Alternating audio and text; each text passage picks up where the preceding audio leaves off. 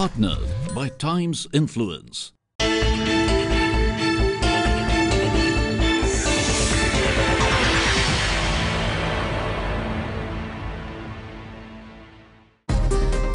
At the Porter Prize event held in Mumbai, renowned economist, author and speaker Michael Porter introduced the audience to the concept of creating shared value.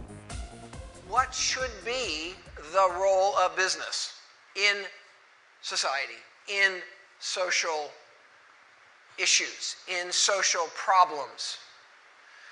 And this issue is important everywhere in the world, I can tell you. Most business people in India really have a social conscience, if you will, that's very well developed. Because you've all grown up in the kind of society that India is, and with all the needs that are present here. But the question that I've been fascinated by is, okay, what is our role in business to deal with social issues and social problems? Do we have an obligation?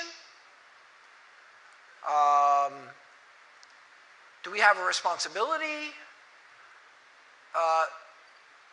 How could we be effective? I mean, traditionally, business did business, and social stuff was done by government and NGOs. Maximizing profits and thinking that that's separate from social impact is simply a misunderstanding of how the world works and how competition actually works. Government just can't take on all these problems and deal with them. There's not enough money. There's not enough tax revenue. The NGO community, 25, 30, 40, 50 years ago, we didn't have NGOs. They were very rare. Now we have a whole huge industry of NGOs setting out to try to deal with important social problems. But they can't solve these problems either. They don't have enough resources. Business, us, we are the only institution in society that can actually create wealth. And businesses now are being looked at more and more to participate in society. And most of you are doing that. But what I really want is I want every single company in this room to rethink its role in society. How have we in business engaged in society historically?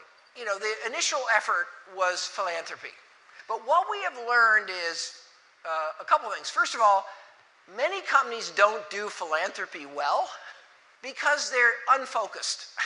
We need to find a few issues where we really want to put some resources and maybe even some volunteers from our management teams to go out and really make a difference on whatever issues we decide we really care about and we think we can move the needle. CSR is really a systematic way of raising the standard by which companies engage with the community and with society. There's a lot known now about how to do this well. But the problem is that this, as important as it is not going to move the needle either. That leads us to looking for, okay, if business wanted to fundamentally change India, from a societal standpoint, how would we think about that? And that's where we came to this idea of creating shared value. These things, philanthropy and CSR, are about things businesses need to do on the side. Okay?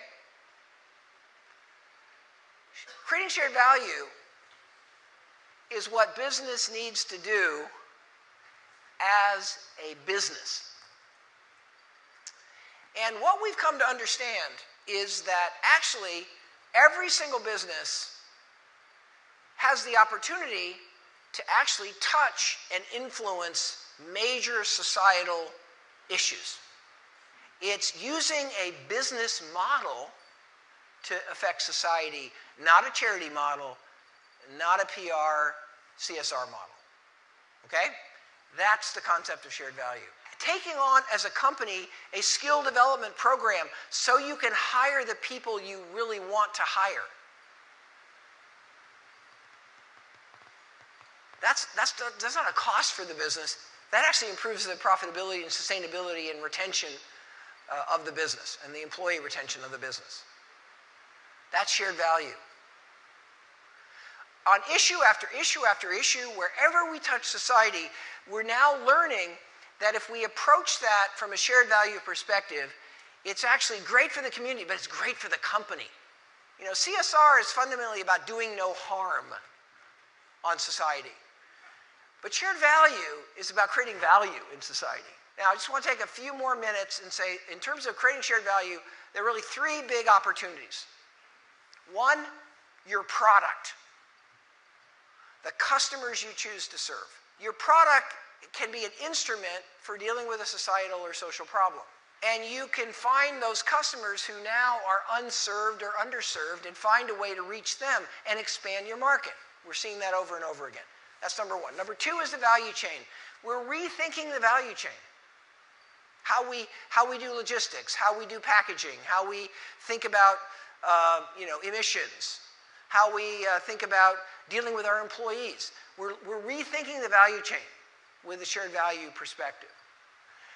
And what we're finding is that companies that actually think about the local environment supporting their business, the ecosystem, whatever you want to call it, are becoming more efficient and more effective.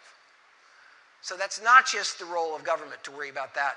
It's our role to worry about that. I got to say this, and I'll get in trouble, but I'm going to say it anyway. The 2% rule isn't the right approach. The idea that we should be thinking about business's role as doling out 2% of our revenue, I won't call that a dinosauric way of thinking, but it's backward. We've got to find a way to get our thinking beyond just giving. We've got to get our thinking towards engaging.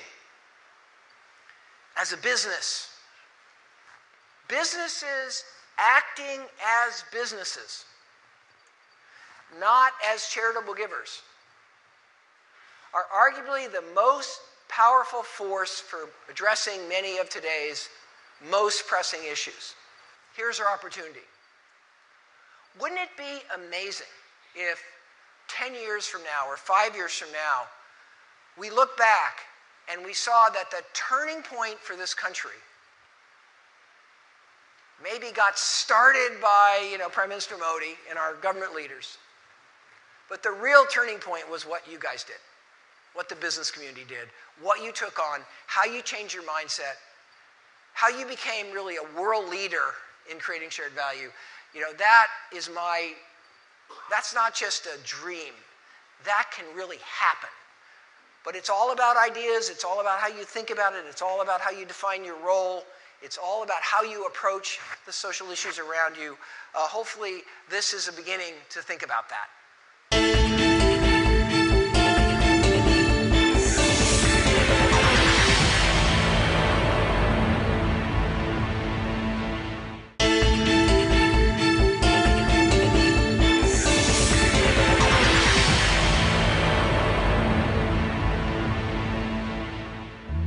Welcome back.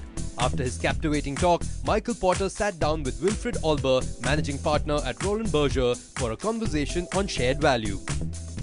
We are seeing globally sort of me-first culture, whether it's countries against countries, whether it's the polarization within countries. What is the impact on the shared value movement? Does it have an impact, and what needs to be done? Well, I agree that we're in a period where there's sort of been increasing divisions between institutions, and and politics is amplifying divisions, and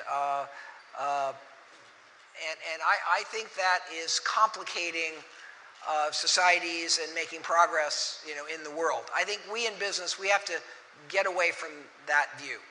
We have to just think about this from our own perspective. We've got to understand how we can make a difference, and how, if we really want to sort of reduce the conflict between our company and communities and so forth, we need to take the lead. We need to take the first step. We need to put out our hand first. I'm very concerned about how politics is standing in the way of societal progress. But I think that we in business, despite the complexity and the divisions, we need to just move ahead on addressing some of these opportunities that I talked about. In another paper that you wrote, you talked about sort of the disparity between large companies and small companies. Yep. Many of the small companies or social enterprises are small companies. What needs to be done to really enable a more level playing field for them? Yeah. Well, I think in general, and I'll take India as an example, there's just much too many rules here, much too much complexity. It's just too hard to do anything. And the person that hurts the most is the smaller company. Big company can navigate, big company has a department, big company knows the minister, et cetera, et cetera, et cetera. Small company, oh my God, what do? We have 4 employees and it's going to take us 6 months to work through this permitting process or whatever it is. So I think one of the huge challenges in this country is just to simplify a lot of this stuff and put it online and make it, very, very transparent, and that would be huge. But big companies, in a way, have had sort of an advantage. The more complicated it was, the more they could succeed. And I think that is an issue in India big time. I think it's also an issue in other parts of the world. You mentioned the social enterprise. What we're seeing is sort of a whole new generation of social entrepreneurs that are actually using business models to deal with society. And what's that? That's creating shared value. So we actually see some non-profits acting like businesses. And I think that's an amazingly powerful trend. And over time, we're going to see sort of a blurring between non-profit and for-profit companies.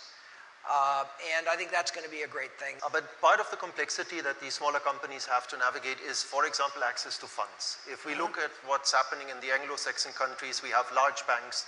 In the UK, for example, that's an issue to really fund local businesses, even if it's a run-of-the-mill business. Yep. How can we support these kind of shared value businesses? And again, focus. I understand a large company has a department, has the funds. HUL basically took their Shakti Amma project and made it a professional part of the distribution channel, made a reasonable margin on this. That is feasible. But how do I get to the point where these smaller companies can scale and get the funds? Well, I think a gigantic problem with India is access to capital, particularly for small companies. I think what we're finding in America now is there's this whole fintech revolution. And what we're finding is that with new technology, we can make relatively small business loans much, much more efficiently. And we're doing even online models. And we're seeing billions and billions and billions now going into a lot of smaller and medium-sized companies. So I think in India we've got a more basic problem. The financial sector is there's too much bad debt. There's needed better bankruptcy laws. We got to clear all this paper off the books. We got to regenerate the supply of capital. That's a government issue. But I think down at the grassroots level in the financial services industry in this country, I think we need to move on to some new models of small business lending. And I think those models are sitting there to be taken. I share your opinion on the 2% CSR, but wouldn't that be an opportunity not only in India, in other parts of the world as well, to potentially fund a shared value venture fund? Well, we're seeing shared value venture funds pop up all over the world because people have figured out, if they believe what I've been saying, they realize that some of the best, most successful businesses in the future are going to be businesses that are based on this philosophy. So we're seeing a variety of funds. We have some case studies on them that we teach at HBS. We're seeing this huge movement called impact investing, where investors are looking for companies that are going to have impact because, first of all, they're going to be great companies, but if they have impact, the investors feel even better, about the investment. So there's all kinds of innovation going on in funding models for this kind of work. I think we need to bring those to India. There's no reason why those can't work here even better than we see in the US. In India, among economists, one of the things that's being discussed is we actually need to focus not on creating a level playing field for companies, we should focus on creating a level playing field for individuals, right? What is your take on that? Because if you look at it, globalization has in the beginning created discontent in emerging markets. Currently, emerging markets are seeing some improvements, but it's the mature markets where a certain amount of dissatisfaction is there. How do you look at that? Yeah, well, I think you know, the idea of a level playing field for citizens is a really intriguing idea. I think the number one problem we have in America with globalization is not globalization. The number one we have in America is our failure to improve our education system. And the people that are not doing well in America are all people that don't have a good education. Every one of them. And it's shame on us.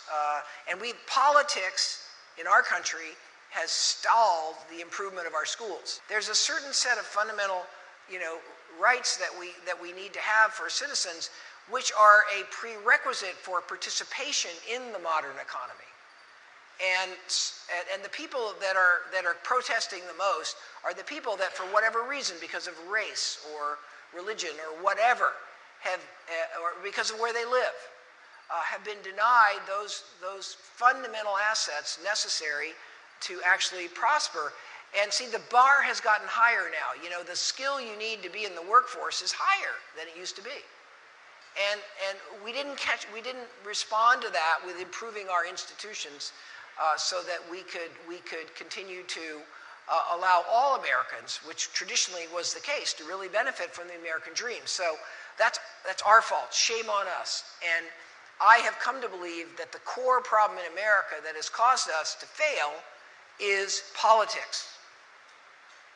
And so the next challenge we have in America is we have to redo the American democracy. We have to change how it works. It's failing now. With that, I would really like to thank you for your insights. Thanks, Etam. It was a very nice.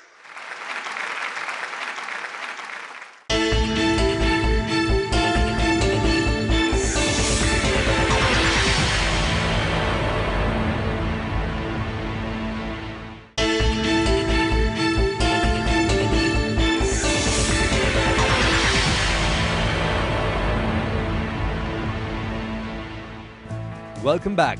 Next up, Rakesh Sarna, MD and CEO of Indian Hotels, gave the audience an insight into the strategy adopted by the hospitality group. 113 years ago, Jamshedji gifted this nation and the world of hotels this temple of hospitality. 113 years ago, he gave us a strategy. Harvard Business School only came into existence in 1908. We followed that strategy till today. That strategy guides us in the way we behave ourselves. That strategy guides us the way we grow.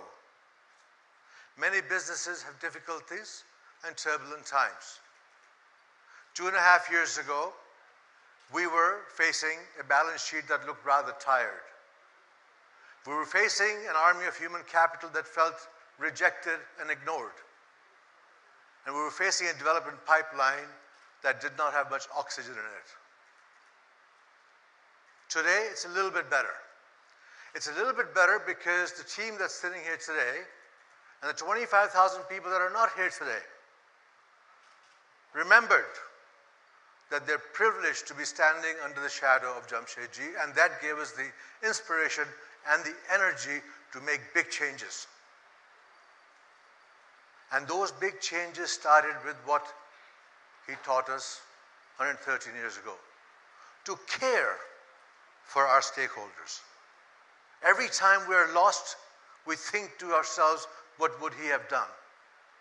And he still provides us answers after having left us in 1904. We have spent countless hours and we have failed so many times, but we finally have some answers on how does that come to life. When we say to a guest, we sincerely care for you, are we the only hotel company in the world that cares for its guests? I don't believe so. But as Professor Porter said, if you do it in a sustained manner, and you do it well every time, that begins to make a difference in your product versus your competitor. I thank you for listening to me. Thank you for being in this temple of hospitality today. M.K. Anand, MD and CEO of Times Network, gave his keynote on the Times Network and their strategy. In 2018, the Times brand and my company complete 180 years of staying alive and growing in this market. Competing is to stay alive. As a 180 years old veteran and a healthy young network that is as fighting fit as they come, I believe we have our own bit to contribute to this discourse on competitive strategy.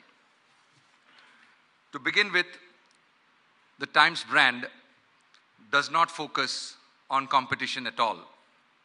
I've been associated with the Times brand since 1990, now 27 years. I've worked with the print side, the digital side for some time, and with the television side. Something that I've found with this company is that there is very little talk of competition at all in our planning sessions. We do not focus on our competition. We focus entirely and completely on our consumer. We, Times Network, the broadcast part, we serve our English-speaking Indian TV audiences. Our audience is unique. Nowhere else in the world is the language of the elite and the language of the population so distinct as in India. And therein lies a unique opportunity. A market opportunity? Of course, that's the $1 billion plus advertising that we clock in every year through our newspapers and the healthy revenues the Times Network is making in the broadcasting. But that's not actually what goes into building our brands. It's not the market opportunity that keeps us pertinent and relevant for so many years. What we look at in the opportunity is the social opportunity. And that is why the Times of India and the Times Group resonates. Each of you carry a part of the Times of India inside you. And we as Indians have Times of India as a very, very important brand in our lives, through our lives. And that is really the social opportunity of English and the social opportunity that Times Group and the Times brand capitalizes on. We, Times Network, lead in all genres of English media, newspapers, business media, general news, television, English movies, etc. And that's because we give audiences what they seek. No, that's not what we mean by is that it's not just English language media. What we mean by that is, what does the person, what does the Indians at the top of the pyramid, what is he seeking? In reality, Indians like you, Indians like me, we are seeking validation for our need for speed. There is a mad need for speed. We have realized that we have been left behind. Countries close to us who were absolutely similar to us in the development stage in 1970s and 1980s have ran ahead. And today when we travel and come back, when we look at our country vis-a-vis countries in the neighborhood, countries which we believe should have not been anywhere, in the positions that they are, from our point of view, they have really, really gone ahead. And that's what is leading to this angst, which is mirrored in our channels. If you see, it's all the time angst. There's a lot of rabble-rousing. There is a lot of activism, and that raising voice is what is getting mirrored in our network. When we launch channels, it is with the aim of addressing their current and stated and unstated needs and critical issues, not to become number one. That we believe is the wrong objective. And that builds pressure that makes people lose their sense of integrity and take shortcuts, which we believe is not the way.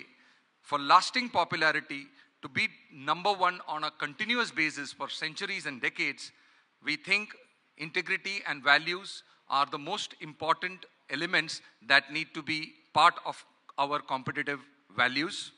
And that, we believe, is the highest reward of our competitive spirit. Thank you very much. Next week, a panel of industry stalwarts share their views on creating shared value, and the recipients of the Porter Prize are felicitated.